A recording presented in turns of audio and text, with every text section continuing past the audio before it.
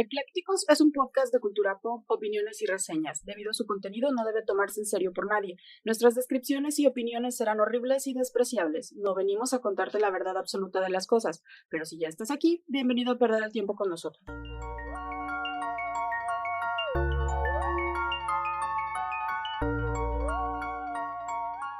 Bienvenidos una vez más a Viernes de Eclécticos, un día como todos los viernes donde les traemos un poquito de ración de sus datitos ricos, de historias, de leyendas, de anécdotas, de cosas feas, de cosas bonitas.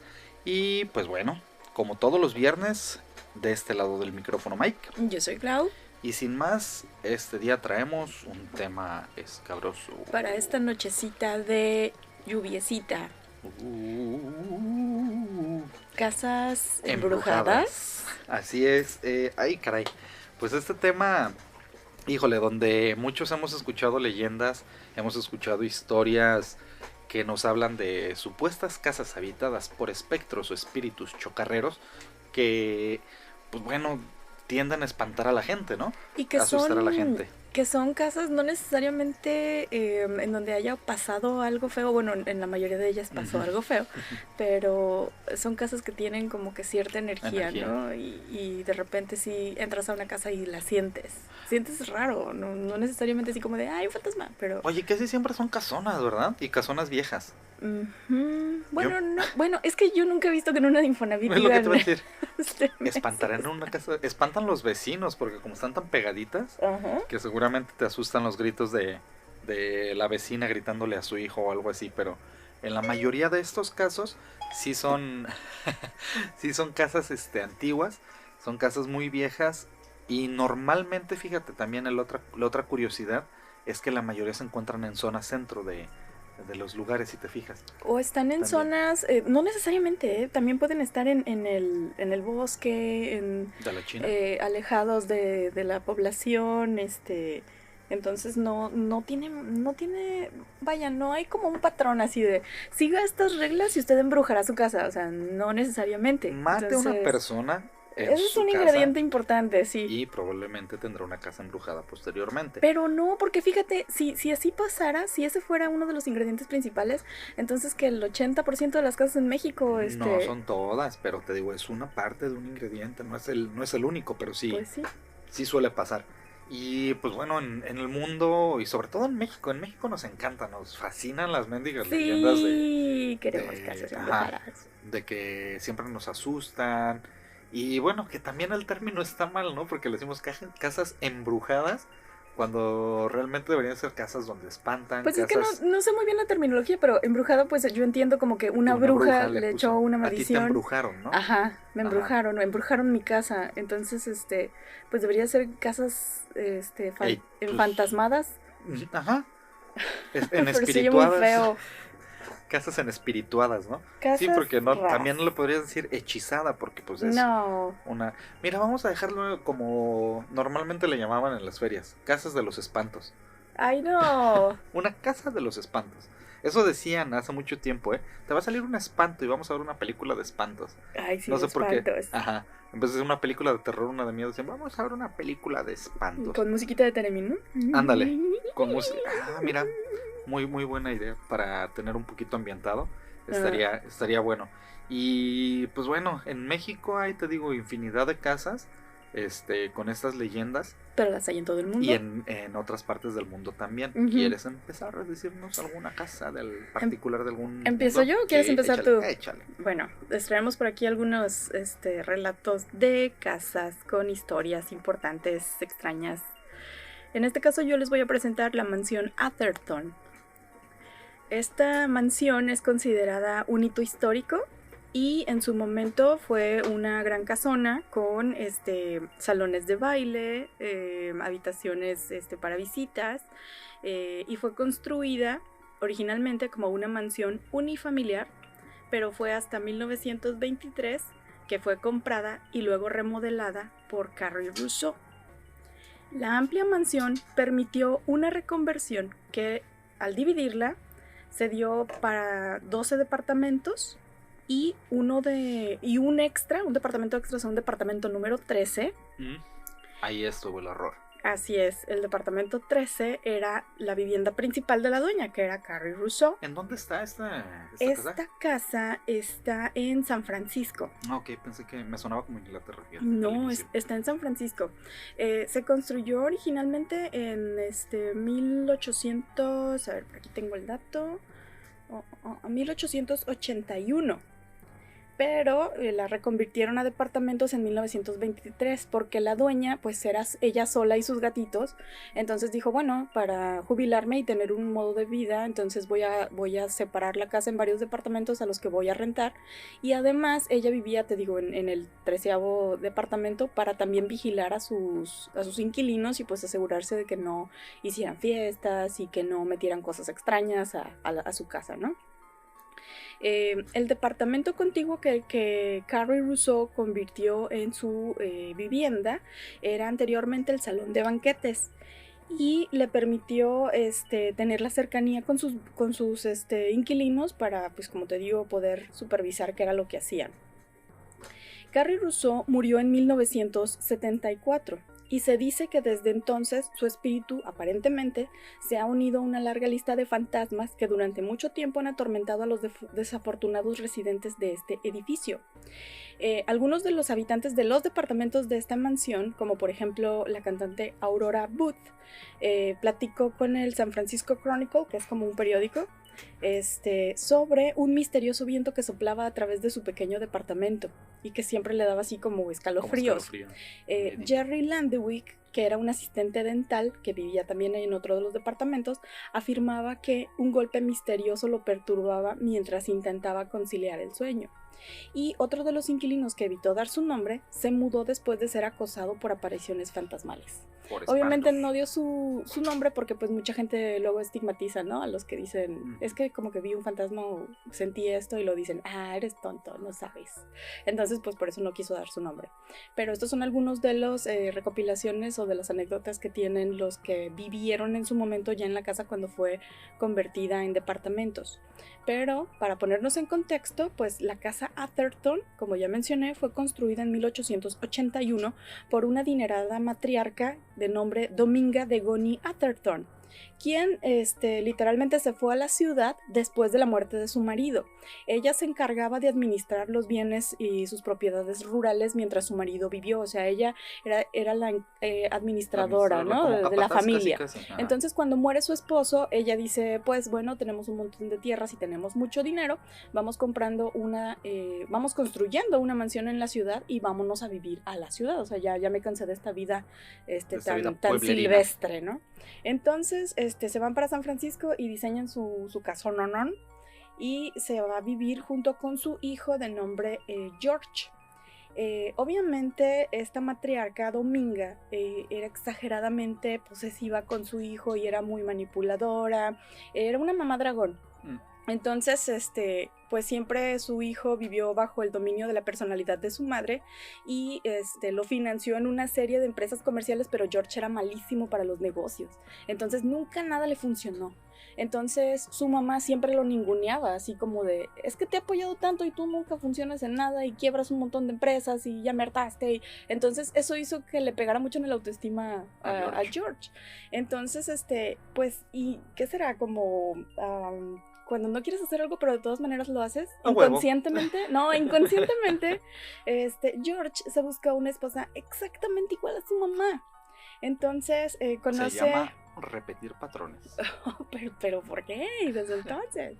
Entonces conoció a Gertrudis Atherton, ¿no? Porque pues ya ves que toman el apellido del marido. Del esposo, normalmente. Entonces, pues Gertrudis resultó ser exactamente igual a su madre, ninguneaba a su esposo, le bajaba siempre la autoestima y siempre le decía que pues no iba a servir para nada, fuera de la falda de su mamá. O sea, qué horrible, ¿no? Tener una esposa así. Entonces, pues George obviamente llegó a odiar a su esposa y su esposa pues llegó a odiar también a su marido. De una relación matrimonio. Horrible.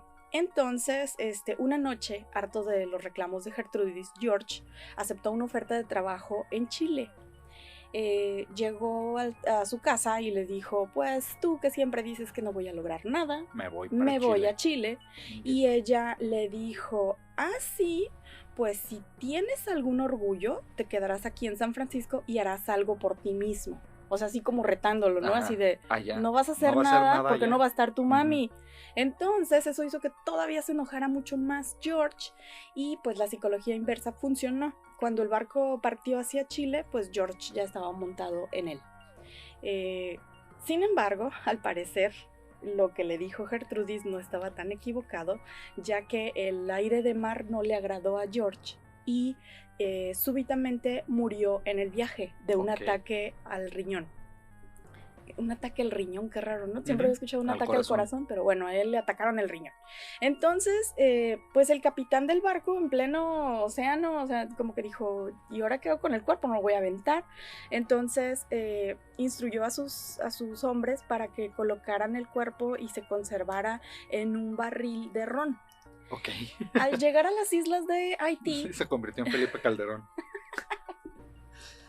Lo conservaron también en el barril. Yo pensé que lo iban a poner como los pepinillos, o sea, como en salmuera, para que llegara así un poquito... Un George encurtido. Encurtido. Entonces, cuando llegan a las islas de Haití, el barco hace una parada, bajan el barril, no le ponen ninguna etiqueta, o sea, no dice, aquí está el cuerpo muerto de... Dios. Entonces, nomás le ponen el domicilio, porque fue el domicilio que encontraron en la cartera de George, y dice, o sea, domicilio... En San Francisco. En San Francisco, mansión Atherton, ¿no?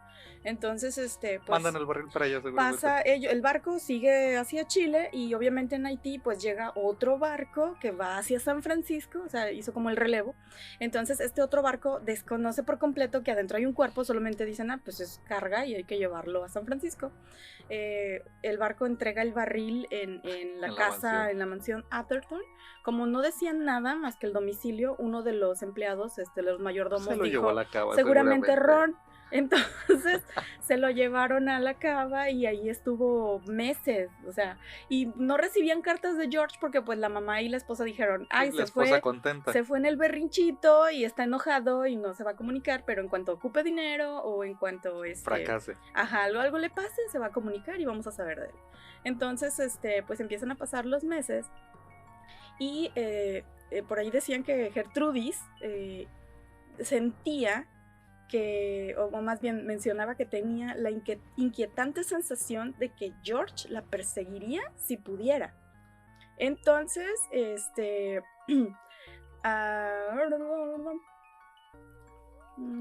cuenta la leyenda que uno de los mayordomos abrió el barril una vez que se les terminó el ron que ya tenían, digamos el que ya estaba abierto, entonces abren el nuevo y el mayordomo se da cuenta de que adentro está el cuerpo de George, ¿no? Bueno, al menos no se lo tomaron. No, al menos, o sea, lo abrieron bien, aparte porque dijeron, bueno, no sale líquido y está pesado, pues algo trae, entonces lo abrieron y ahí estaba el cuerpo de George.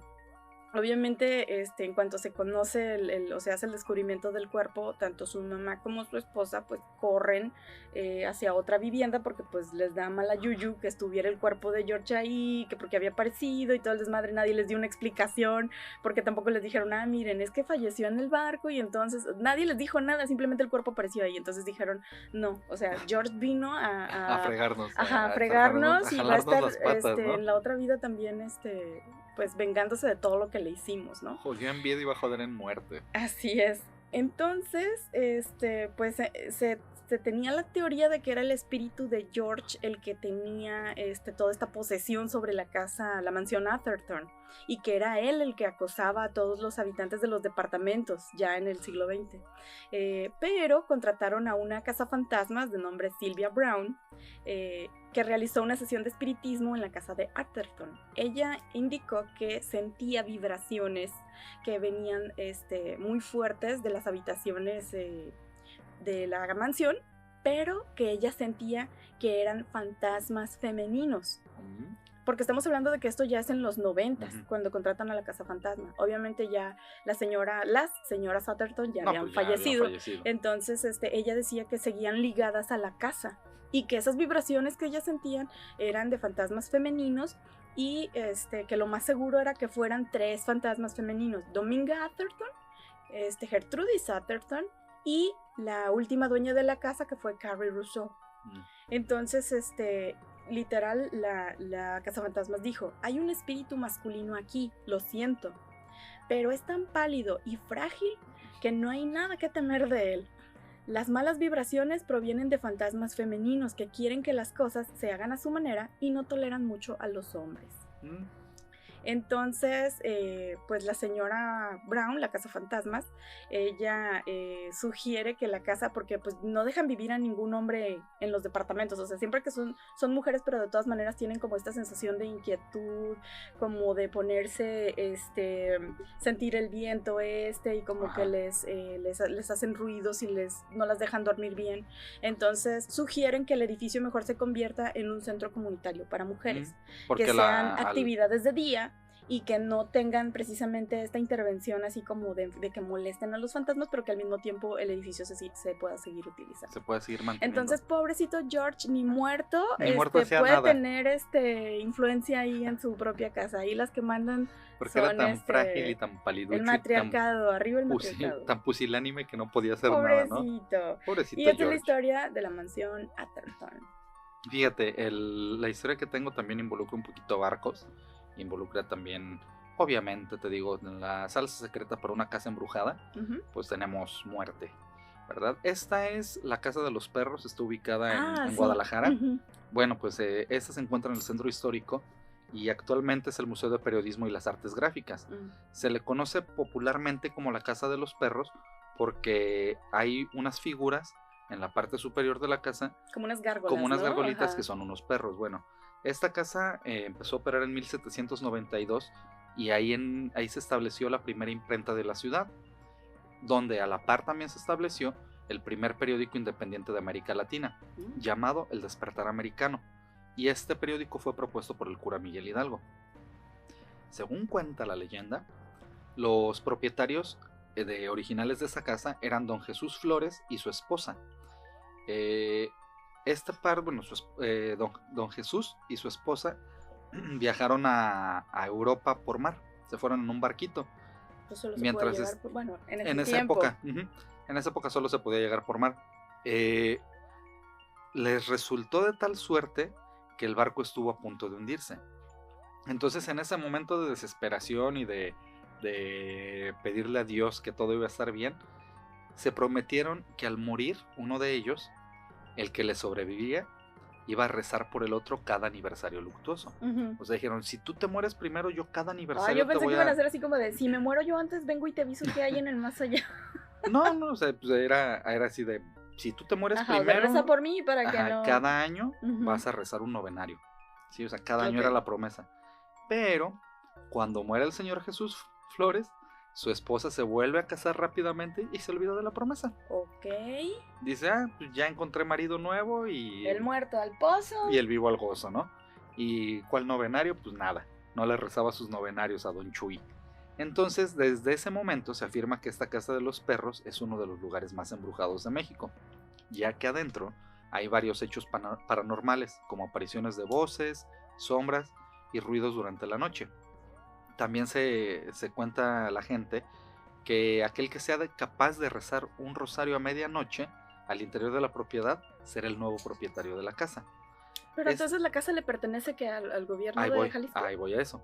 Entonces, durante mucho tiempo la gente se iba con esta leyenda de que quien quien se metiera a rezar a medianoche un novenario completo en el mausoleo de don Jesús, en el aniversario de su muerte, iba a obtener las escrituras de la casa.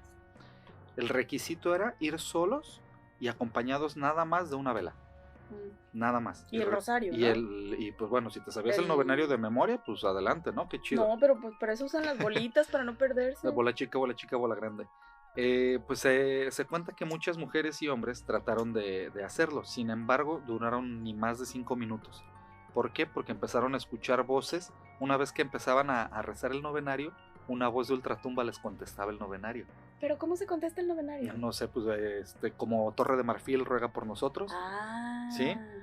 Santo Espíritu del Niño Patarrajada ruega por nosotros y así. Entonces imagínate que tú estabas Torre de Marfil. De repente, ruega por nosotros. No, imagínate que tú estabas Torre de Marfil y alguien dice, ruega por nosotros. A ver, bueno, pero toda esa gentecita que fue se supone que muy creyente, ¿no? Pues, entonces, no se supone que ahí los protegía.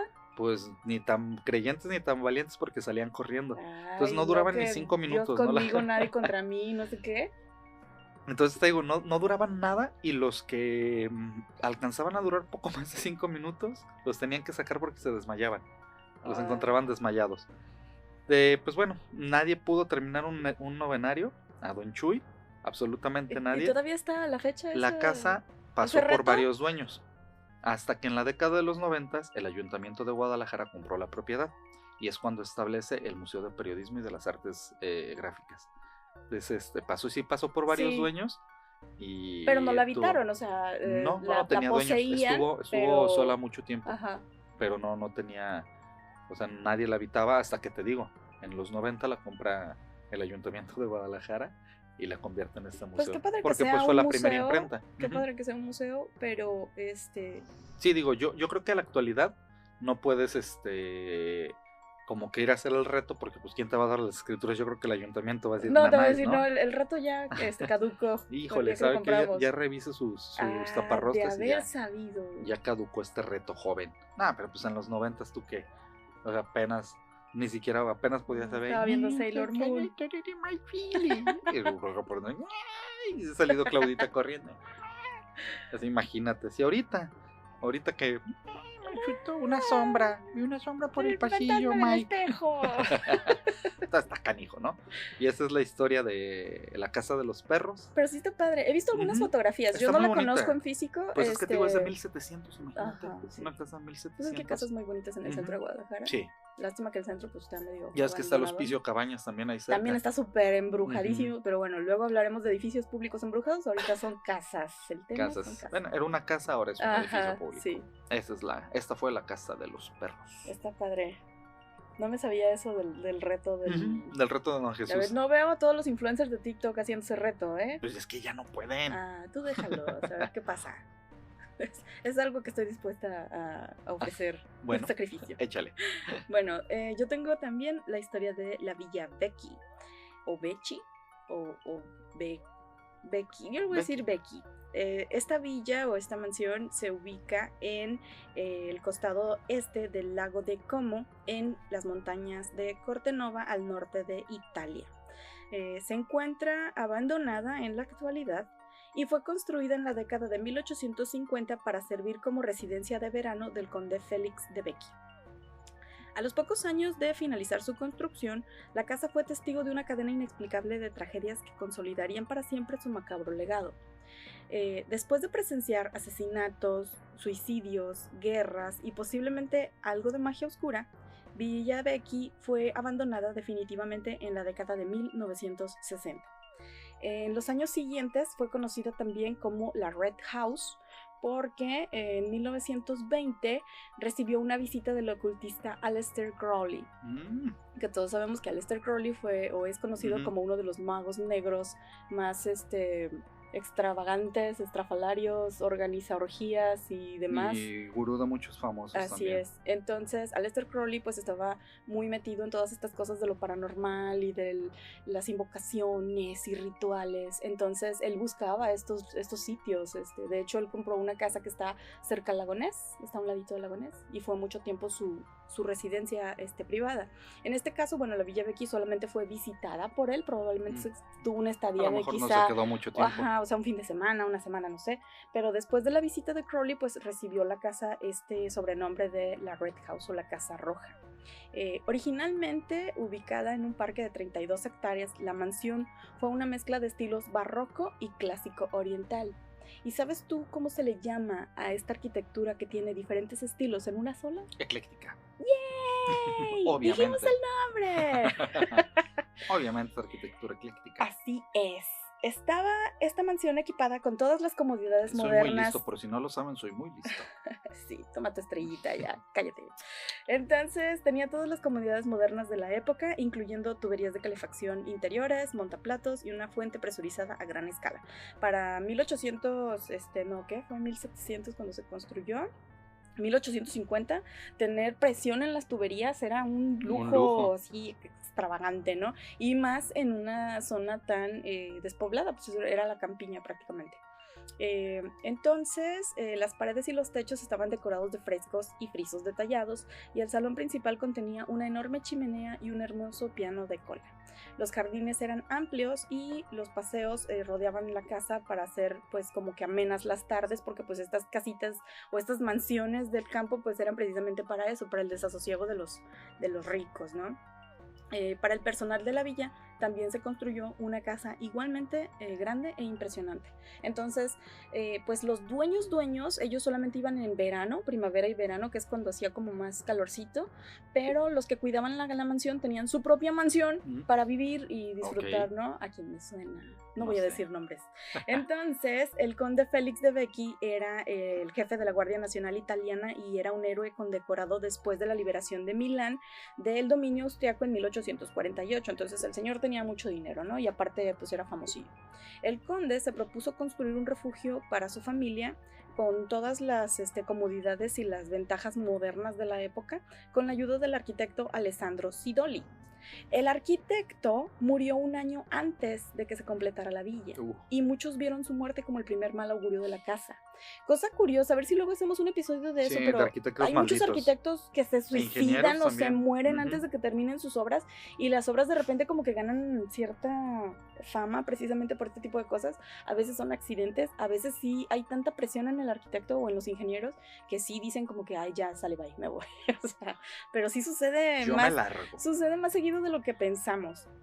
El conde y su familia hicieron de la Villa Becchi su hogar durante los meses de primavera y verano, pero en algún momento de 1862 todo cambió. El conde había salido y cuando regresó a casa encontró a su esposa brutalmente asesinada y a su hija desaparecida. Sus mayordomos no se encontraban cerca, no los pudo localizar, y cuando por fin dio con su hija, pues era ya el cuerpo, ¿no? También había sido asesinada. Él estuvo tratando de buscar a los responsables de esta situación, pero lamentablemente al verse, digamos que abrumado por toda la situación y por la pérdida de toda su familia, entonces decide suicidarse en la villa ese mismo año. Posteriormente la villa pasó a manos de su hermano Félix Viago, cuyas renovaciones llevaron a la eliminación de gran parte de los aspectos orientales de la finca, pero Viago y su familia continuaron viviendo en el lugar hasta la Segunda Guerra Mundial, después de lo cual dejaron el lugar definitivamente. La casa quedó a la venta y atrajo posibles compradores, pero en la década de 1960, la mansión fantasma, como se le comenzó a llamar, quedó permanentemente deshabitada. Me imagino que aparte de toda esta historia de asesinatos, muertes y demás, el hecho de que estuviera tan lejos y de que ya tuviera pues bastantes años construida, yo creo que también fue un factor que dijeron los posibles compradores, ¿sabes qué? Mejor ahí muere. Así es. Mientras que los elementos naturales comenzaron su asalto inevitable a la mansión, la mayoría del daño fue irreversible. Y muchos de estos daños no fueron nada más por la invasión de las plantas y la vegetación. Al ser un lugar abandonado, entonces la gente empezó a grafitear la mansión. El piano de cola, del cual se afirma que una vez fue tocado en la noche por una entidad fantasmal, fue destrozado en pedazos, aunque algunos lugareños afirman que aún se puede escuchar música proveniente de la casa. Fíjate que eso pasa muy seguido, ¿eh? Donde había pianos. Pianos. Ah, sí, pues el de la Pinacoteca. Ajá, aquí hay una historia aquí de la Pinacoteca Universitaria aquí en Colima, donde un día les tocaron el piano de noche a unas personillas ahí que les asustó. Y les ha pasado a varias personas, tengo entendido. Ajá, bueno, he escuchado de diferentes... Por eso digo, hay varios donde a los espíritus les gusta eso, ¿no? O más bien yo creo que estos espacios son una forma de comunicarse, tan grandes, tal vez, que a lo mejor cuando... o no sé, sirven como bocinas estas casonas. Como amplificadores. Ajá, entonces como que conservan el ruido en sus paredes, o no sé, y de repente un día así como que ¡pum! Y sale el Dicen ruido. Algunos investigadores de lo paranormal que los ruidos que escuchamos son residuales, ¿no? De alguna actividad que sucedió antes, como las psicofonías. Ajá, las psicofonías o conversaciones que se escuchan. Que se quedan como ruidos de animales. Como si una grabación de otro plano se quedara ahí en el aire, pues, y los escuchamos de otro plano, algo que pasó en otro momento. Dicen los que saben. Dicen los expertos. Tú eres experto en paranormal, entonces deberías saber. Yo lo sé, sí, es verdad, lo confirmo. Tú lo confirmas. Sí. Los expertos dicen que sí. Para echarle más historia a esta casa, o más, digamos... Leyenda, porque sí, ya son demasiadas cosas que pasan en esa casa que como que todo el mundo dice están muy raras. Aunque la misma naturaleza ha tratado de apropiarse de la casa, ya en la actualidad está súper deteriorada. Todas las ventanas están rotas, todas las puertas están abiertas y rotas. Todo se está cayendo, pero sigue en pie. Tiene más de 100 años y sigue en pie. En 2002, una avalancha destrozó todas las casas cercanas. Y esa, ¿no? Menos la Villa de aquí. Ella Entonces, permaneció en todavía sigue en pie. Desconozco si los herederos de la familia todavía la conservan, o si sigue en venta, o si ya está abandonada y esperan a que alguna otra avalancha se la lleve para recuperar el terreno, ¿no? Pero ahí sigue. Sí, todavía les vamos a subir unas fotitos para que la vean y van a ver por qué le dicen la Casa Roja, porque sí parece como que hay sangre en las paredes así chorreando y se ve muy padre la fachada. La fachada y los interiores. Está interesante la historia, ¿eh? Está muy padre. Está interesante la historia. Fíjate, yo tengo otra de Guadalajara, curiosamente. Siempre es la Casa de los Perros. Este es el Palacio de las Vacas. El Palacio de las Vacas. El Palacio de las Vacas. Sí. Pues esta casa también está ubicada en Guadalajara. Está más precisamente en la calle de San Felipe, entre Mezquitán y Mariano de la Bárcena. Es una casa con estilo morisco y fue construida entre 1850 y 1910 bajo el mandato de Segundo Díaz. Segundo Díaz era el primo hermano de Porfirio Díaz. Posteriormente fue decorada en sus interiores por el muralista mexicano Javier Guerrero. O sea, era gente de la High Society. Ahorita vas a ver por qué era la Casa de las Vacas. Varias décadas este Palacio de las Vacas permaneció cerrado al público, casi olvidado. Sin embargo, ya en décadas recientes, en los últimos años, esta finca pues recibió un poquito de atención y la han dejado pues ya más adecuada y ya tiene nuevos dueños. No ignoro quiénes sean los nuevos dueños, pero ya tiene que era como un centro cultural, ¿no? Sí, han desarrollado conceptos temáticos alrededor de los cuartos, porque tiene alrededor de 12 cuartos que la conforman y han hecho central, como espacios culturales, han hecho así. Sí, como las típicas casas que tienen el patio central con las fincas así, y a los costados tienen los cuartos, ¿no? Según la historia cuenta que ahí falleció el único hijo que tenía Segundo Díaz. Acuérdate que era el dueño. El sobrino de... primo hermano. Sí, pero era sobrino de Porfirio Díaz, el que murió. Segundo, tenía un hijo y su hijo falleció. Entonces, pues ya que le invadió mucho la tristeza y demás, este señor decide entregarle la casa a su hermano Miguel Díaz. Y Miguel Díaz, pues bueno, es el que se encarga de darle el mítico nombre a la finca, pues ya que empezó a meter una manada de vacas y la estableció como una lechería en su interior. O sea, él dijo, pues me dieron una fincota bien chida, imagínate una finca bien chida, decorada por un muralista, y dice, no, vamos a meterle vacas y vamos a hacer una lechería aquí adentro. Bueno, él ya era su casa, si quería vender quesos ahí, pues sí, se la está en todo su derecho. Pues sí, claro, si quería hacerse menonita. Al paso de los años, pues bueno, este Palacio de las Vacas empezó a cambiar de giro y también fue la primera escuela para mujeres en Jalisco. Ahorita voy. Yo pensé que de ahí tenía el Palacio de las Vacas, por las mujeres. Por el magisterio ese o qué era. Porque no, era la primera escuela para mujeres en Jalisco. Escuela para mujeres. Y después de los años quedó nuevamente abandonada hasta que un estadounidense de nombre John A. Davis adquirió la finca y empezó su restauración para conservar este patrimonio, ¿no? A veces, curiosamente, los extranjeros se preocupan más por el... Sí, pues fue lo mismo que pasó aquí con la casa del gobernador, Gildardo Gómez. La convirtieron en un hotel boutique porque un canadiense la compró. Ándale. Y fíjate, esta casa tiene la mítica de que, como toda leyenda, no tiene... En comparación a las otras, donde sí hay como una evidencia más fehaciente de que George se murió y lo llevaron en un barril, y al pobre Chuy Flores... nadie le rezó su novenario. Nadie se aventó a rezarle su novenario en el aniversario luctuoso. Pues aquí sí hay voces, hay apariciones y demás, pero no hay como un hecho en específico que digamos que detone, porque se dice que puede ser el hijo de Segundo Díaz. Es lo que te iba a decir, porque seguramente murió ahí en la casa, ¿no? Sí, o sea, la gente dice que está embrujado porque pues ahí obviamente murió el hijo de Segundo Díaz, sí. Pero también que hubo, cuando fue en la escuela para mujeres, una joven se suicidó en los tiempos en que era el colegio, ¿verdad? Otros también pues afirman que han capturado imágenes fantasmagóricas cuando toman fotos alrededor de esta finca llamada el Palacio de las Vacas. Y pues bueno, obviamente rondan muchas leyendas en torno a esta casa, pero las dos que son más claras, que es el espíritu de una joven sin nombre, una estudiante que estuvo... Que eso me hace dudar mucho, ¿no? Porque como no tenemos el dato del nombre, era de que si es cierto, entonces habría registro del nombre, habría registro de la alumna que se suicidó. Que no te creas, porque también, acuérdate que en tiempos atrás se daba mucho de que si estabas embarazado o demás era como una vergüenza y no se decían muchas cosas. En las familias pasaba que se ocultaban mucho, ¿no? Puede ser, y más en escuelas. Digo, acaba de pasar en Canadá que no sabían de un albergue, ¿no? Un hospicio, creo que para jóvenes indígenas. Ah, sí, que encontraron un montón de cuerpos de niños indígenas. Entonces, pues bueno, en un orfanato acuérdate que se suele ocultar mucho ese tipo de evidencia, puede ¿no? ser que sí, pero ¿sabes quiénes fueron a hacer una investigación paranormal en la noche a la casa? Los extranormal. Sí, esos cuates en todo, y sobre todo en esta parte del Pacífico, lo que es Jalisco, Colima, Michoacán, fueron a muchos lugares, ¿no? Donde incluso me acuerdo que en Manzanillo fueron al hospital que se cayó bueno, no se cayó, el que está fracturado desde el sismo del 2003. No, sí, del 2003.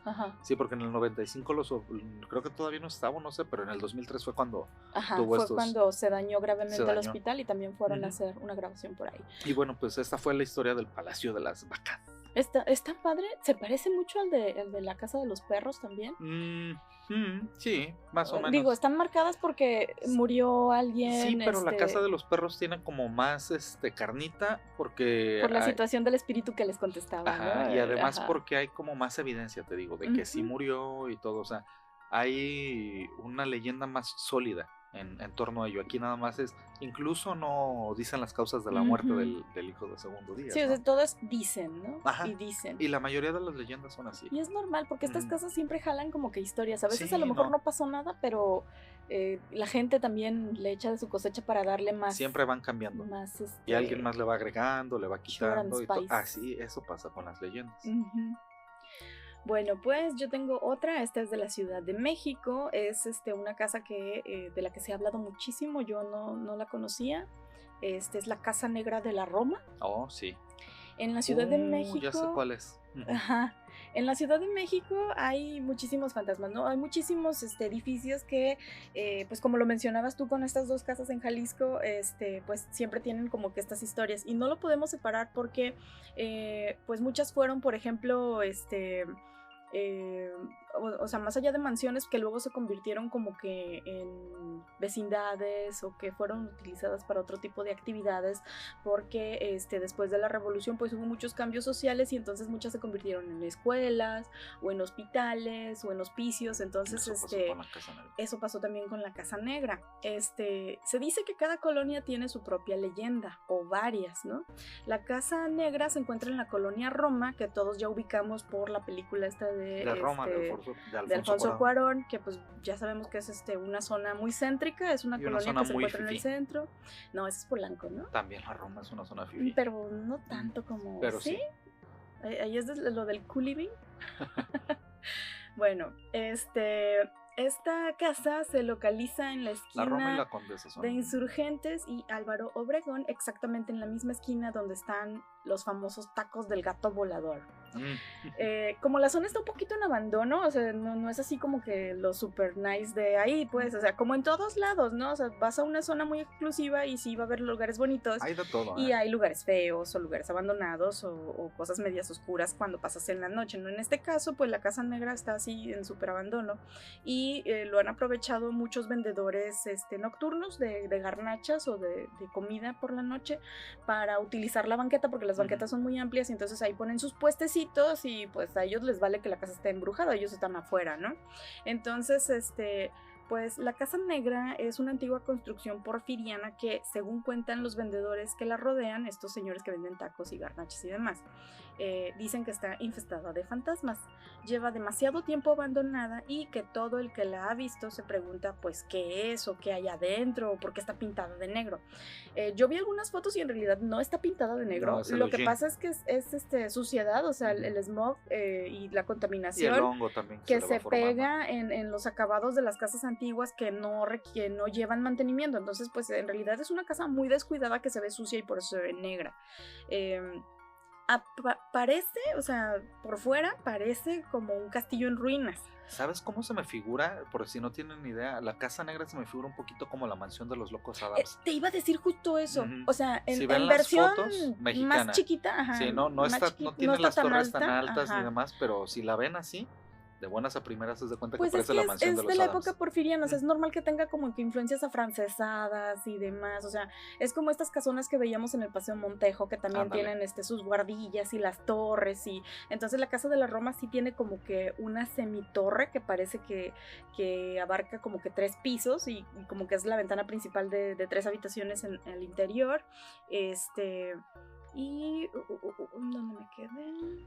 En que cuentan que se ve negra porque pues está sucia y en realidad parece como que un castillo en ruinas. Está todo rayado y grafiteado. Tiene estas pegatinas que usan algunos artistas urbanos como para marcar su zona o no sé, que de repente también las hemos visto pegadas en señales vehiculares y demás, ¿no? Entonces está lleno de calcomanías y graffiti y suciedad, pero pues en realidad además está tapada pues por los puestos ambulantes. Entonces si tú te pones en la acera de enfrente, ves como que la mitad de la casa, porque la otra mitad es pura cochinada, y luego los puestitos de garnachas. Y además afuera hay unos árboles, hay sauces y sabinos, entonces son árboles muy grandes que también le hacen sombra y hacen que se vea más tétrica, pero se ve padrísimo, o sea, me dan ganas. Voy a hacer una maqueta de esa casa, te lo juro, así va a ser, lo voy a hacer. Entonces, bueno, como cualquier casa que supuestamente está embrujada, pues asustan, ¿no? En la Casa Negra hay basura afuera y adentro, incluso hay colchones viejos que dan pues fe de que alguna vez alguien intentó vivir ahí, y hay tanta gente homeless en la Ciudad de México que pues con tal de buscar un refugio o un techo cuando hay lluvia o un lugar más cerradito cuando hay frío, pues creo que pues son los que se animan o se aventuran a entrar. Como la casa está abandonada y las puertas están dañadas, bueno, las cerraduras, si tú jalas la puerta o si la empujas, pues puedes entrar. Entonces, pues sí, hay gente que de repente lo utiliza como refugio, pero pues no duran mucho tiempo ahí.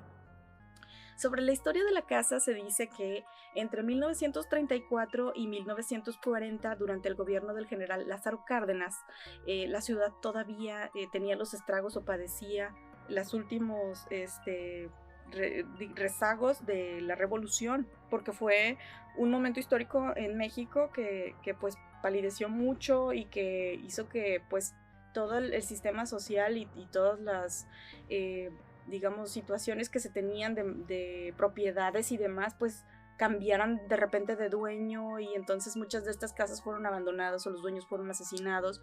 Entonces muchos de estos edificios se reconvirtieron a otras profesiones o a otras actividades.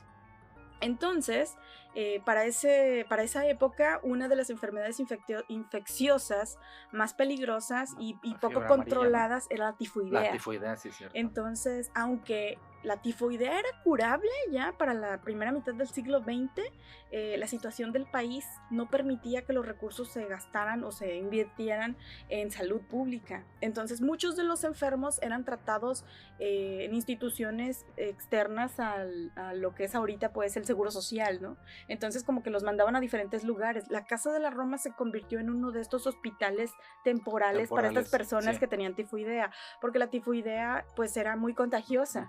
Entonces como que preferían contenerlos en ciertos lugares y esperar a que se murieran o se recuperaran, porque en realidad no había recurso para comprarles medicinas, ¿no?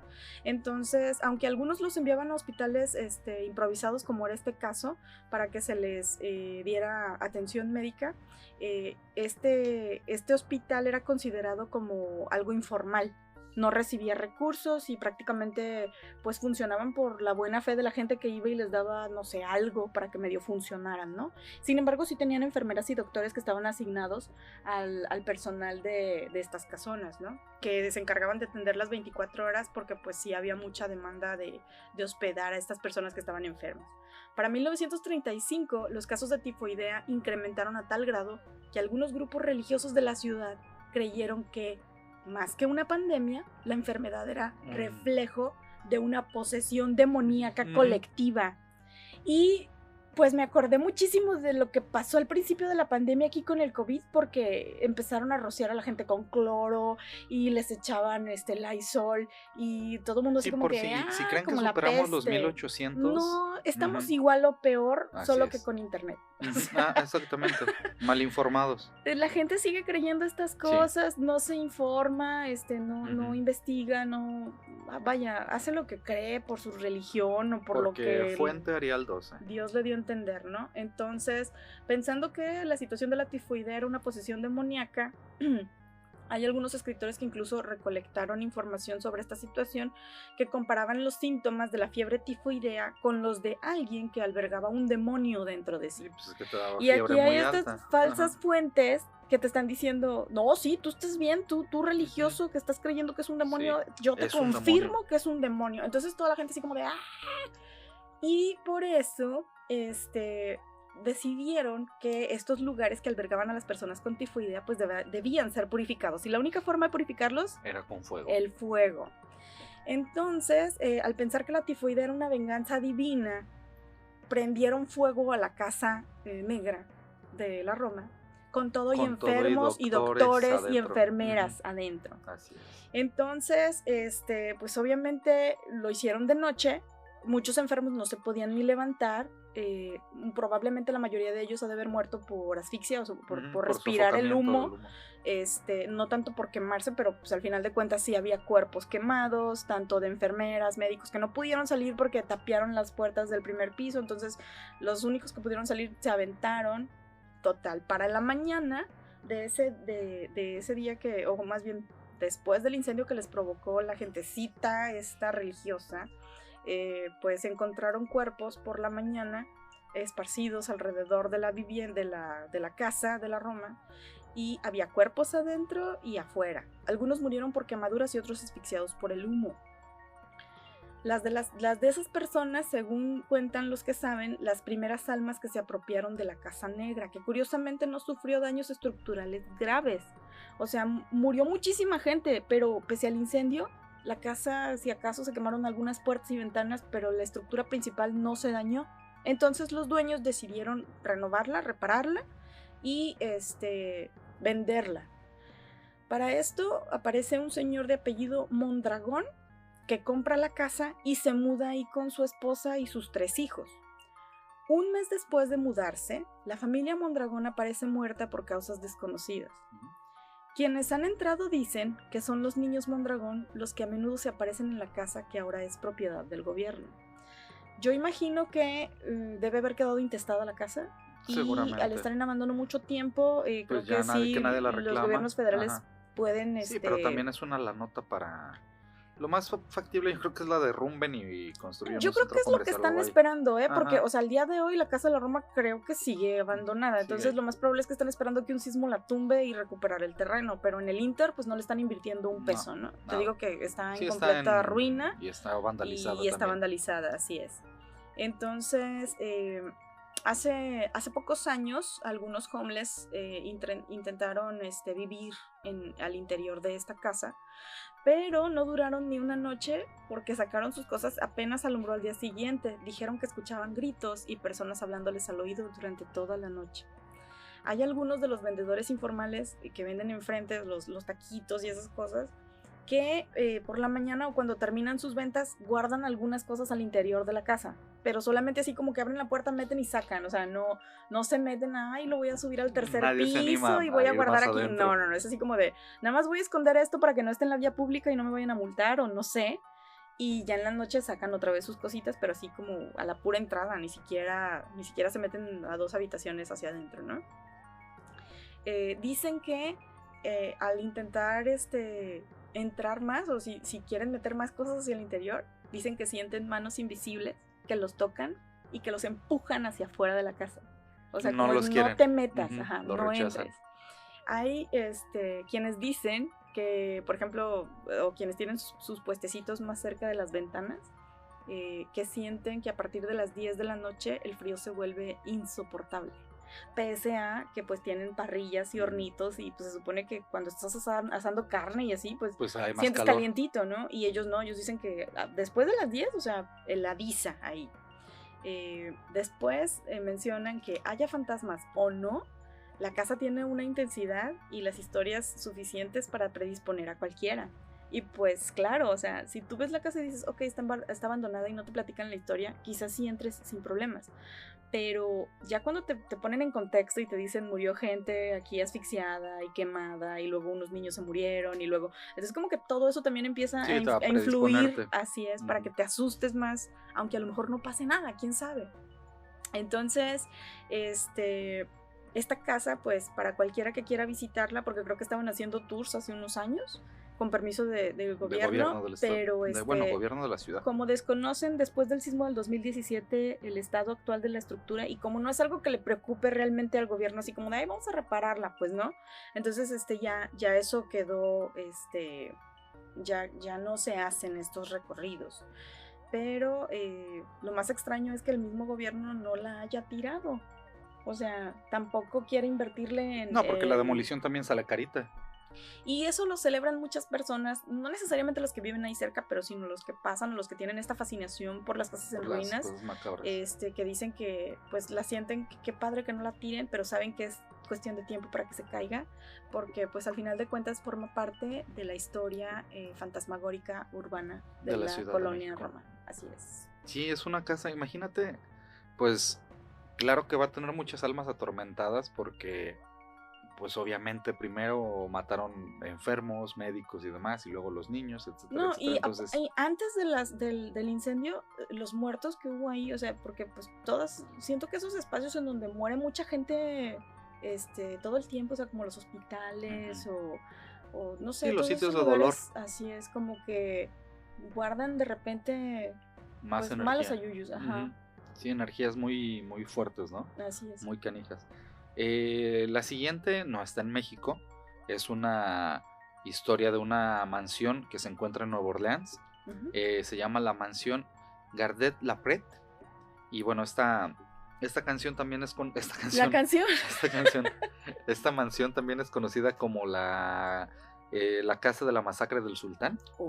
A ver, y pues escuchado. Bueno, es una historia que parece salida de cualquier cuento de terror, ¿no? Este inmueble cuenta con 9 dormitorios y 8 baños. Está ubicada en un barrio francés y fue construida en 1836. Casi todas son de 1800, si te fijas, coincidentemente. Sí. Fue construida para un dentista, quien la vendió posteriormente a un terrateniente muy rico, que no tenemos el dato de cómo se llamaba, ¿no? Después de la guerra civil, la fortuna de esta familia, de este terrateniente al que el dentista le vendió la casa, desapareció. O sea, de repente de la guerra civil ni nada. Desapareció y la mansión la adquirió, se dice que la mansión la adquirió el hermano de un sultán. Se cuenta en esta leyenda que este hermano del sultán festejaba fiestas muy grandes, ¿no? O sea, que casi siempre tenía fiestas y tenía relajos ahí. Sí. Pero un día, una persona que llegó vio sangre escurrir por la casa y llamó a la policía. O sea, una persona que iba a trabajar ahí llegó al día siguiente y vio sangre escurriendo por la casa. Y dijo, qué raro, ¿no? O sea, en la entrada de la casa vio sangre. En las paredes. Entonces llamó a la policía inmediatamente. La policía entró y encontró una masacre. Había hombres, mujeres y niños asesinados. O sea, una cantidad enorme de... O sea, como que alguien llegó en la fiesta y dijo, chas. Y aparte estaban desmembrados y esparcidos por toda la casa. Ok. En el patio encontraron una tumba recién cavada, desde la cual sobresalía una mano al exterior. Creo que sí. A ver, sigue. Esta mano pertenecía al supuesto hermano del sultán que habían enterrado vivo. En total se encontraron 37 muertos. La historia, pues bueno, tiene muchos mitos y tiene muchas leyendas alrededor, pues así de antiguas como lo es Nueva Orleans, ¿no? Algunos obviamente dudan de que haya sucedido y otros aseguran de que sí, no hay un registro en forma, ¿no? Porque... Por la época también, como por la dices, época, ¿no? ajá, no había un registro tal cual. Sin embargo, la adquirieron actualmente y hay una dueña que vive ahí. Oh, En la yo mansión... dije, no, la adquirieron para otro museo. Siempre son museos. No, en esta ocasión sí tiene una dueña ¿Y para todavía particular vive ahí? y vive ahí. La señora se llama Nina Navens y contó a un medio de comunicación que la casa le gustó desde la primera vez que la vio, pero que inicialmente pues la historia como que dijo, caray, a ver. Sí, es que en Estados Unidos tienen Ajá. la condición de que te tienen que contar si se, Así es. o sea, por ley te tienen que decir, aquí se cometió un asesinato, no importa qué tan antiguo sea el asesinato. O sea, tienen que decir, aquí pasó esto, por ley, antes de que la compres. Y ella pues dijo, pues está medio raro y como que al inicio no le pareció muy bien, pero sobre todo no le pareció por lo que pudieran asustar o demás, sino ella no le pareció porque pensó que el valor se podía haber afectado.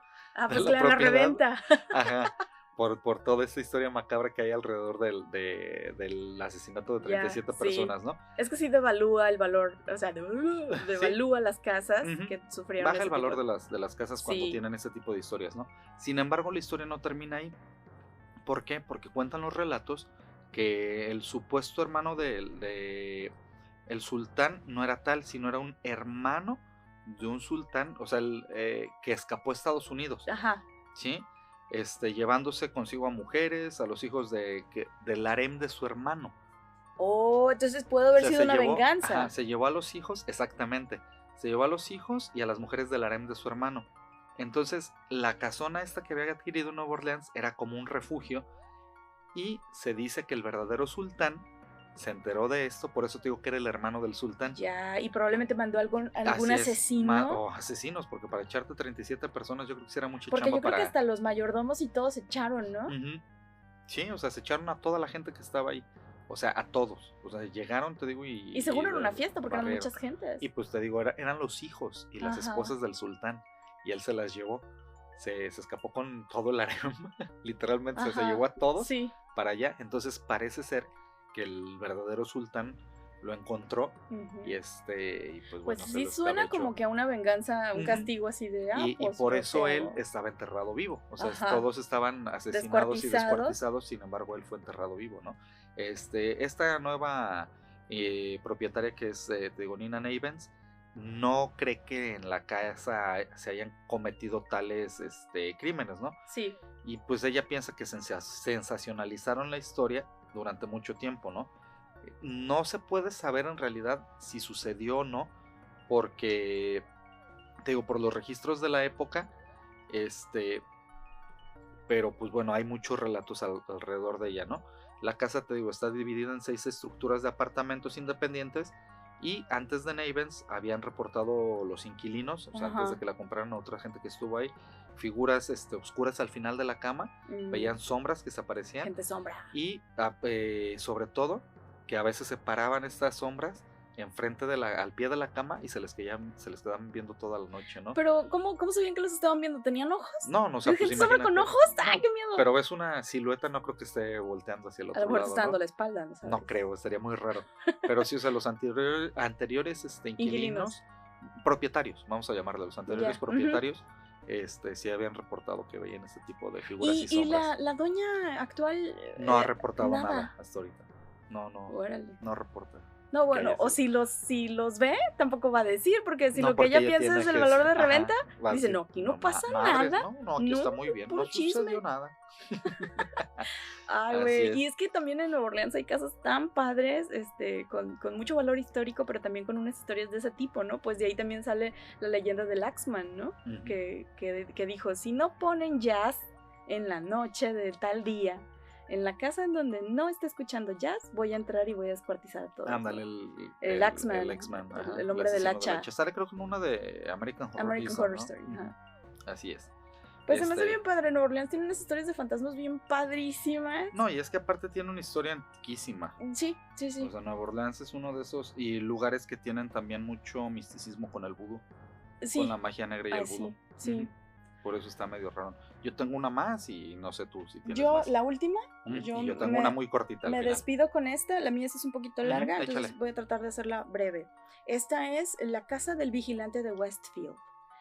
En la ciudad de Westfield, a unos 30 minutos de Manhattan, en Nueva York, se encuentra una zona de suburbios con pues muchos árboles, como los vemos en las películas, ¿no? O sea, las banquetotas y luego los jardines enormes y como 100 metros entre casa y casa, muchas áreas comunes padrísimas, áreas recreativas, escuelas de renombre. Entonces, digamos que es la ciudad, o más bien la colonia de ensueño de los suburbios para la gente blanca en Estados Unidos, que quiere llevar a sus niños chiquitos porque hay escuela cerca y ya sabes, el sueño ideal del blanco americano. Como en las películas, literal. Ajá.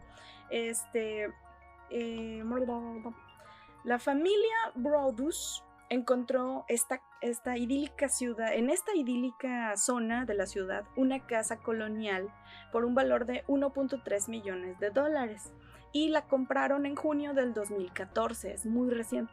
Sí, no es fresquecita. Querían mudarse junto con sus hijos pequeños, tenían 3 hijos. El lugar era perfecto para ellos, contaba con mucho espacio para toda la familia, la casa tenía 3 pisos y en ella se repartían 6 habitaciones, 4 baños, 4 chimeneas, 2 porches y un sótano. O sea, el casononón para 5 personas, ¿no? Pero ya ves que en Estados Unidos así quieren las casonononas. Entonces, son terrenos muy grandes también. Sí, eligieron Westfield porque se consideraba una de las comunidades más seguras. Pero como ya lo hemos visto, siempre hay historia negra en cada una de las colonias. Por más prestigiosa y bonita y segura que se vea, siempre pasó por ahí algo, salvo que la acaben de inaugurar, y ni así, porque a lo mejor hasta una tumba se encuentran por ahí abajo. Resulta que en 1970 John List asesinó a su mujer en una casa de Westfield, en una casa. No sabemos si fue en esa, pero sí hay registro de este asesinato de John List que mató a su esposa, ¿no? En esa zona. Entonces, como fue un caso aislado y es el único asesinato que se ha dado en toda esta colonia, pues consideraron que pues en realidad no había una historia negra ni era una zona peligrosa. ¿No? Dijeron, así es, dijeron, pues es un caso aislado y pues se acabó. Y como el asesinato se había dado en 1970 y ellos estaban comprando la casa en el 2014, ya habían pasado muchísimos años. Para ellos no pintaba que eso hubiera sucedido por ahí cerca, porque ni siquiera les dijeron fue aquí, ¿no? Sin embargo, este crimen, aunque estaba pues lejos del tiempo en el que ellos compraron la casa, pues la comunidad actual se sentía completamente segura. En junio, cuando Derek, el padre, celebró 40 años, en su fiestita decidieron hacer una reunión ahí en su casa, pero fue como, digamos, una fiesta de inauguración para las reformas que ellos le querían hacer a la casa. Ya sabes que siempre en la mayoría de los casos en Estados Unidos, cuando una familia compra una casa, casi siempre quieren hacerle una remodelación. O sea, sí, entonces, pues dijeron, no, pues sí está muy bonita y todo, pero yo quiero que a lo mejor, rico y todo, pero que los baños tengan mármol y ya sabes, ¿no? Siempre le meten ahí un poquito más. Entonces, pues hicieron la fiesta y pues era para a la siguiente semana ya empezar con las reformas de la casa, la remodelación y demás. Ellos seguían viviendo en otra casa en lo que les reparaban esta nueva que acababan de comprar. Fue entonces cuando aparecieron las cartas del vigilante. Ah, caray. También se le conoce como The Watcher. Resulta que en esta primera carta que les llegó, o sea, pues en su buzón apareció una carta una mañana y pues la recogieron y la abrieron, y en la primera carta les daba la bienvenida y les contaba que él había vigilado la casa durante décadas, así como su padre y su abuelo. La primera carta decía lo siguiente: querido vecino nuevo en 657 Boulevard, permítame darle la bienvenida al vecindario. ¿Cómo terminó aquí?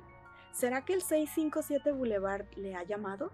El 657 Boulevard ha sido el tema de mi familia durante décadas. Mi abuelo la vigiló en los 30, mi padre en los 70, y a medida que se acerca su 110 aniversario, me han encargado de vigilar y esperar su segunda venida. He visto a sus hijos. Hasta ahora he contado 3. ¿Acaso vienen más en camino? ¿Necesita llenar la casa con sangre joven? ¿Su antigua casa era demasiado pequeña para su familia creciente? ¿O acaso fue producto de la codicia lo que me trajo a sus hijos? Cuando sepa sus nombres los traeré hacia mí. ¿Quién soy? Existen cientos de carros que pasan al frente de 657 todos los días. Tal vez yo sea uno de ellos. ¿Conoce la historia de la casa? ¿Sabe lo que hay dentro de las paredes del 657 Boulevard? Y ahí termina la primera carta. La primera carta, qué creep. Entonces, o sea, dijeron, ¿qué es esto? Pues que alguien te esté diciendo que te está vigilando. Claro. Y que ya vio que tienes 3 hijos. Ajá. Y que su familia ha estado viendo la casa durante años. Casi Entonces, como que 110 años, ¿no? Imagínate. Que entra el creep no, así pues de, claro, no manches. Y yo, más allá de un fantasma, yo creo que te asusta más una persona de carne y hueso que te puede hacer algo. Yo siempre he dicho, le tengo más miedo a los vivos que a los muertos. Pues esa fue la primera carta, y aunque los perturbó mucho, dijeron, ok, de ser algún vecino, es algo extraño, vamos a seguir, ¿no?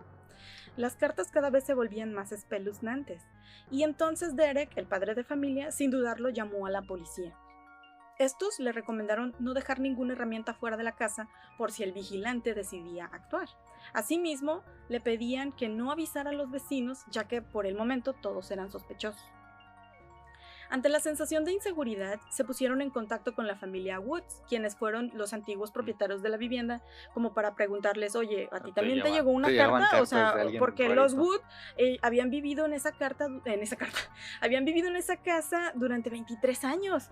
Y ellos mencionaron que, sí, una vez nos llegó una carta, pero solamente una. Nunca volvimos a recibir cartas y por eso pues vivimos bien a gusto 23 años en esta casa. Entonces pues no sentimos que era necesario mencionárselos porque pues lo dimos como cosa perdida y hacía muchos años que ni siquiera nos acordábamos del suceso, ¿no? De la carta.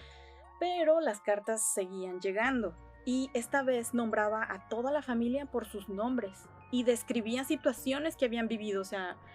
es que vi que tus hijos corrieron afuera de la casa, o vi que ya estaban pintando la fachada, o vi que ya le pusiste color rosita a la cocina, o sea, cosas de esas que dices, no manches, ¿no? Datos muy exactos. Sí, estaba claro que alguien los estaba vigilando. Además, continuamente se hacía alusión a que algo había escondido en las paredes. En todas las cartas decía, ¿y sabes qué hay en las paredes? Y ya viste, y sientes lo que hay en las paredes. Entonces, pues, te quedas así como de, pues, ¿qué hay? ¿Hay culebras o qué? Gente enterrada probablemente. ¿Una momia o qué? Entonces, pues hizo que la familia empezara a sentirse increíblemente incómoda, no confiaban en nadie, veían a sus vecinos como posibles acusadores, todo les daba creep, o sea... Todos eran sospechosos, todos, sí. Pues claro. Entonces, decidieron detener las renovaciones y, dejaron de llevar a sus hijos a la casa. Entonces, una de las últimas cartas decía, ¿a dónde han ido? 657 Boulevard los extraña. Ok. Dada la situación con las cartas amenazantes, decidieron no mudarse a la casa, pero siguieron la investigación para ver qué pasaba. Un vecino era sospechoso, pero lo descartaron porque encontraron ADN de mujer en el sellado de saliva de los sobres. Ya ves que traen esta pegatina y ya nada más la mojas, y a veces pues es así bien común que con el lengüetazo la cierras. Entonces detectaron que era ADN de mujer, pero no sabían de quién. No había con quién compararlo. Y aunque pues tenían sospechoso en la vivienda de esta persona, pues no había nadie con el ADN que correspondiera al sobre, entonces fue descartado. Lo que sí pudieron detectar derivado del lenguaje de las cartas era que por su vocabulario y la forma de escribir probablemente se trataba de una persona mayor. Como no encontraron coincidencias de escritura de mano, contrataron a un lingüista forense, Robert Leonard, para buscar patrones del lenguaje, pero sus esfuerzos fueron en vano y no hubo respuestas ni más evidencia al respecto que pudieran brindar las cartas que habían estado recibiendo. Tras 6 meses de incertidumbre, decidieron poner en venta la casa, aumentando un poco el precio para pues recuperar lo que ya habían invertido en las remodelaciones y pues tratar de recuperar la inversión, porque son 1.3 millones, pues bueno. Entonces, como por ley, ellos estaban obligados a mencionar esta situación de las cartas y de que había alguien que estaba vigilando la casa. Los compradores, aunque sí estaban muy interesados, al saber de las cartas, se esfumaban, ¿no? No tenían suerte para poder contactar a alguien que la quisiera comprar. En 2015 presentaron una demanda contra los Woods, los dueños anteriores. ¿Por qué no les dijeron Porque de las cartas? les revelaron el asunto de las cartas antes de realizar la venta. Pero en 2017, o sea, 2 años después del juicio, o sea, todo el trámite y la fregada, un juez de Nueva Jersey desestimó la causa, ya que no lo consideró un precedente que fuese obligatorio presentar, porque en realidad no se había cometido ningún asesinato que se tuviera registro en la casa, y pues ellos nunca recibieron más cartas más que la primera. Y nunca después volvieron a tener ninguna situación de acoso ni más, entonces pues en realidad los Woods no lo hicieron de mala fe, simplemente pues a ellos no les tocó, pasó tan fuerte a lo mejor. Pero ahora pues ya a ellos sí les había ido como en feria, ¿no? Entonces los vecinos comenzaron a teorizar que la posibilidad de que fuese la propia familia Broad quien se enviase las cartas a sí mismos. Okay. O sea, los vecinos dijeron, a ver, estos no se ponen en contacto con nosotros, no se comunican, no son amigables con nosotros, entonces a lo mejor ellos son el problema. Ellos están mandando las cartas. Están falseando y todo, ellos ¿no? Estaban haciendo eso porque especulaban los vecinos de que quizá la compra había sido muy precipitada y que en realidad la familia Broad no tenía el recurso suficiente para pagar la hipoteca de su casa y que ahora no hallaban cómo hacerle y estaban inventando una historia de fantasmas para deshacerse de la casa. Una historia de acoso para deshacerse de la casa. Obviamente en 2016 decidieron intentar derribar la casa y construir una nueva. Dijeron, bueno, pues al final de cuentas el terreno es mío y si el problema es la casa, pues entonces la tiramos y pues hacemos una nueva y a ver si ya el Watcher se va y deja de vigilarnos. Esto obviamente molestó muchísimo al vigilante, quien en una carta nueva les advirtió, quizá un accidente de coche o un incendio, tal vez algo tan simple como una enfermedad leve que nunca parece desaparecer, pero que te hace sentir mal día tras día tras día. Y continuó, ¿te preguntas quién es The Watcher? Date la vuelta, idiota. Y ahí terminaba la carta. Finalmente consiguieron vender la casa en 2019, pero la tuvieron que rebajar muchísimo su precio para poder deshacerse de ella, ya era un problema para ellos. Y perdieron un total de $440,000 de la inversión, que en realidad pues, no suena mucho, pero sí es bastante dinero. Entonces, pues bueno, en cuanto a las teorías sobre que fueron ellos quienes falsificaron las cartas, Derek, el padre de familia, niega rotundamente el hecho. Lo positivo para esta familia es que en los últimos meses Netflix compró su historia. Entonces pues sí, próximamente veremos alguna película basada en esta casa del vigilante o alguna serie documental o algo que nos dé más luz al respecto de la casa de el que vigilante. Seguramente también le van a meter de su cosecha y le van a hacer más fantástica. Sí, a lo mejor le hacen como el embrujo de Connecticut, ¿cómo se llamaba? Que también había como cuerpos adentro de las paredes y demás. Pero mira, por si son unas cosas o son otras, yo creo que lo peor que puede pasar es que alguien te esté acosando, porque que te estén mandando cartas es un acoso, y peor aún que te esté vigilando y te diga hasta cómo andabas vestido y cuántos hijos tienes y qué hiciste. O sea, creo que es lo más horrible que puede pasar, que alguien te esté vigilando. ¿Para qué me vigilas? ¿Por qué me vigilas? ¿Y qué hay dentro de la casa? ¿Por qué cuidas la casa? Y aparte ya son 3 generaciones de gente enferma ahí vigilando una casa. No sé, está padre la historia, pero qué pobrecita familia. Sí, está muy creepy. Sí, está muy extraña, ¿no? Es una historia muy, muy extraña. Yo voy a cerrar con una más en el Estado de México. Es una muy cortita y nada más se las voy a contar brevemente para que vayan y busquen el relato en YouTube de La Mano Peluda de este. Esta es una casa, esta es una casa que nace la mítica o la leyenda a raíz de este famoso programa noventero de La Mano Peluda, ¿no? Okay. Es la casa embrujada de Naucalpan. Bueno, pues esta se dio en una llamada, pues es ya, cuando estaba Juan Ramón Sáenz. Cuando estaba Juan Ramón Sáenz, así es, de una de estas llamadas de tantas que le hicieron, sí, y de los casos que sonaban un poquito más reales, ¿no? Es la historia de un joven llamado Maximiliano Hernández, donde empezó a relatar los sucesos paranormales que vivió durante su infancia en esta casa, ¿no? En aquel entonces, cuando él era joven, vivía en una casa en Los Cipreses en Naucalpan. Su familia y él, cuando él era chico, escuchaban ruidos y voces que parecían de niños en la casa. O sea, estaban normalmente pues haciendo actividades normales y empezaban a escuchar voces, ¿no? A veces también llegaba a bajar mucho la temperatura de una sola habitación y se les aparecían ya físicamente personas, ¿no? A esta familia. Pero así como la gota que derramó el vaso fue cuando se les hizo presente, así ya en cuerpo, un monje, un hombre que parecía ser un monje. Desde ese día, pues la familia salió del lugar, se llevaron llevaron a varios sacerdotes, como todo buen mexicano católico, a que bendijera la casa, pero no detuvo los sucesos, ¿no? Seguían pasando, o sea, no y a veces hasta se incrementan, ¿no? Se incrementan, se enojan, dicen por ahí.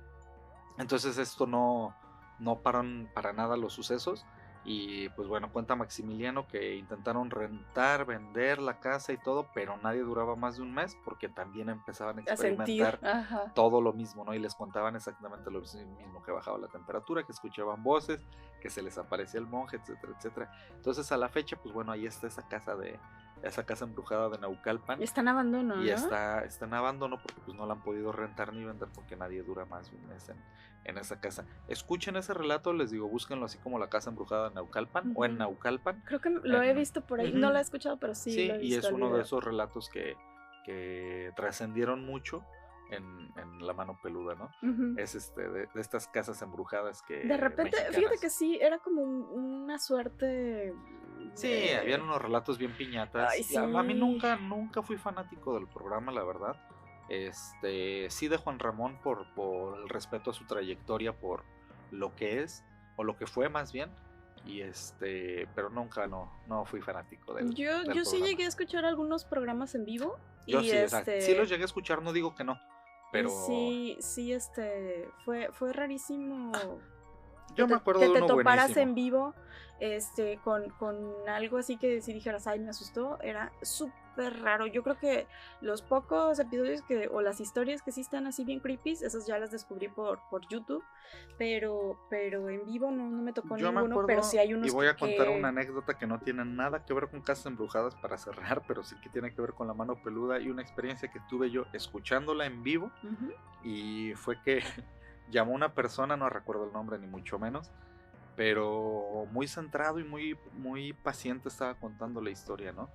De que le decía, señor Juan Ramón, es que en mi casa sucedieron sucesos paranormales y es que a veces nosotros estábamos solos, muy serio, muy solemne, y ya ves, Juan Ramón siempre les decía, es que siempre lo tomaba muy en serio, Juan Ramón. Y entonces el cuate dice, y entonces llegó un momento donde me metí al baño y encontré a tu puta madre, le dice, en vivo. Ay, qué grosero. Y tras le cuelga, ¿no? No, pues y Juan Ramón, muy paciente y todo, pero le dice, pues bueno, siempre tenemos este tipo de bromistas, lástima, muy paciente, pero sí me acuerdo mucho, o sea, y no fue el único. Habían varias llamadas que les hacían de ese tipo, que les, pues sí me acuerdo clarito, y que me encuentro, que a tu puta madre, no, pues tras colgó luego, o no sé si cortaron la llamada del programa directamente. No la haber cortado. Y pero sí me acuerdo que muy serio dijo, no, ojalá se tomaran más en serio todo esto, ¿no? Pero sí, esa fue una de las cuestiones que me tocó escuchar en vivo. Y ese día me acuerdo que estaba con mi papá precisamente, estábamos escuchándolo y sí, la verdad sí nos dio risa en ese momento, porque dijimos, qué troll, qué gran troll, la verdad, antes de la palabra troll. Pero pues bueno, estas fueron algunas casas embrujadas. Obviamente no son todas. No. Y no son tampoco las más conocidas. Otro episodio. Sí, es que hay muchas. Yo por ejemplo, muchas, sí. No tomamos Amityville. No. Porque ya es una historia muy tocada. Es como cuando hicimos los episodios de asesinos seriales mexicanos. No tocamos algunos que ya son como muy mainstream. Por ejemplo, la Mataviejitas no la tocamos porque ya son historias muy conocidas. Entonces tratamos de traerles otro tipo de historias menos conocidas, que no son tan conocidas, pero que tienen algún tipo de también de buena carnita, ¿no? En esto. Pero sí, tal vez hagamos otro episodio, porque créanme que hay muchas más casas con leyendas muy interesantes de este tipo de casas embrujadas, ¿no? Y con arquitectos suicidados. Ajá, arquitectos loquitos. Por la presión. Que se deschavetaron porque no aguantaron la repentina, ¿no? Bueno, ojalá les haya gustado, que se la hayan pasado bien, pues bien. Yo quiero hacer una aclaración, aprovechando, lo debí de haber hecho al principio del episodio, pero se me pasó, pero no se me olvida. En el episodio anterior, el episodio 13, en donde hablamos de supersticiones, por ahí alguien de nuestro público nos hizo el favor de avisarnos. De lo de mucha mierda. Así claro, es. Claro. Entonces, Cuéntala, ¿por qué? Eduardo Martínez nos señaló que cuando mencionamos lo de mucha mierda, nosotros no supimos explicar por qué decían mucha mierda en el teatro, y era una expresión de buena suerte. Entonces ya nos aclararon, nos hicieron la aclaración de que era mucha mierda porque en ese entonces la única forma de llegar al teatro era con carruajes y caballos. Entonces si había mucha mierda al exterior era porque había llegado mucha gente a verlos, al público. Entonces pues había mierda, y si había mucha, pues había sido un éxito la obra. Es lo que te decía, que sí existe esa, o sea, sí existe esa frase, y yo la llegué a escuchar en teatro, pero no sabía el origen, y agradecemos eso, tampoco, ¿no? Pero sí, le agradecemos por ahí a Eduardo, sí, que nos hizo la aclaración. Ya pasamos el dato, ya son un poquito más sabios el día de hoy y ya pueden decir mucha mierda a otras gentes. Así para es, sacarlos de onda. Para desearles algo Buena que salga suerte. algo chido. Sí. Aprovecho también, mando saluditos que me han pedido a Diana García, Oliver Moreno Inclán, también a Ricardo Osorio, que nos han hecho el favor de escucharnos, Jesús Zúñiga, Ariel de la Serna, Zaira Juliana García, también nos escucha Carlos Castañeda, Paulo César Martínez y mucha gente más que nos ha escuchado y que nos ha aguantado, de verdad. Muchas gracias. Hay más gente que nos escucha, afortunadamente. También a una de las primeras Eclectifans. Bueno, ese término de Eclectifans se lo agradezco a Diana García primero. Y ojalá Ali Virgen también, que es una de las Eclectifans más acérrimas que tenemos desde el inicio. Te agradecemos mucho, de verdad. Síganos en las redes sociales, acuérdense que tenemos TikTok como Eclécticos, la primera con K. Tenemos también en Instagram, Eclécticos-podcast. Si su familia no tiene Spotify, le da hueva, etcétera, pues bueno, díganle que en YouTube nos encuentran igual como Eclécticos, perdón. Uh-huh. Y ya casi estamos al corriente en los episodios, ya está hasta el episodio 11. Próximamente estaremos ya a la par con los que llevamos ahorita, que este es el episodio 14. Y se me acabó el aire. Ok, y hemos estado un poquito ocupados, por eso no hemos podido alimentar mucho las redes sociales, pero tenemos ya bastante información para empezar a alimentarlas, darles más información, y sobre todo, por ejemplo, ahorita de las casitas, pues incluso podemos ponerles por ahí una fachadita o la geolocalización para que lo busquen en Google. Y díganos también en redes sociales, sobre todo en Instagram, de qué les gustaría que hiciéramos un programa, también eso nos agradaría bastante. ¿Sale? Si les gustó o no les gustó, bienvenida a la crítica. Todo tipo de crítica es bienvenida. Les agradecemos que nos hayan escuchado. Y nos despedimos hasta la próxima semana de este lado del micrófono, Mike. Yo soy Clau. Adiós. Bye.